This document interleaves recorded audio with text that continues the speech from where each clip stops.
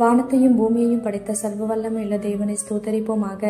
இந்த ஏப்ரல் 25ஆம் தேதி முழுவதும் கிருபையாய் நம்மை பாதுகாத்து வந்த தேவனுக்கு நன்றி செலுத்துவோமா? கிருபையும் மகிமையும் நிறைந்த எங்கள் பரிசுத்தமுள்ள நல்ல தகப்பனை ஸ்தோத்தரிக்கிறோம், துதிக்கிறோம் ராஜா. திரவ நேரத்திலும் உம்மை நோக்கி பார்க்கக்கூடிய கிருபையை கொடுத்ததற்காக நன்றி தகப்பனே. அப்பா, இந்த நாளிலும் உங்களுக்கு பிரியமில்லாத காரியங்களை செய்து உடைய இருதயத்தை துக்கப்படுத்தியதற்காக எங்களை தயவாய் மன்னியும் ஆண்டவரே. உமக்கு பிரியமான பிள்ளையை வாழ உதவி செய்யுங்கப்பா. இந்த நாளிலும் எங்கள் தேவைகள் எல்லாவற்றையும் சந்தித்து நாங்கள் சோர்ந்து போகாதபடி உடைய வார்த்தை கொண்டு எங்களை குணப்படுத்தியதற்காக நன்றி தகப்பனே. ஆண்டவரே, இந்த நாளிலும் நாங்கள் பெருமை காட்டி கொண்டதற்காக எங்களை தயவா மன்னிச்சிருங்க இசப்பா.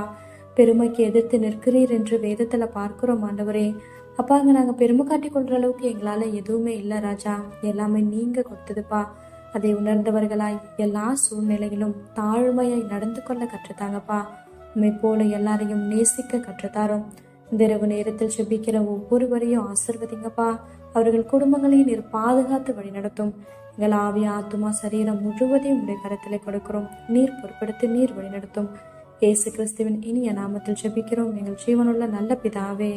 ஆமேன்.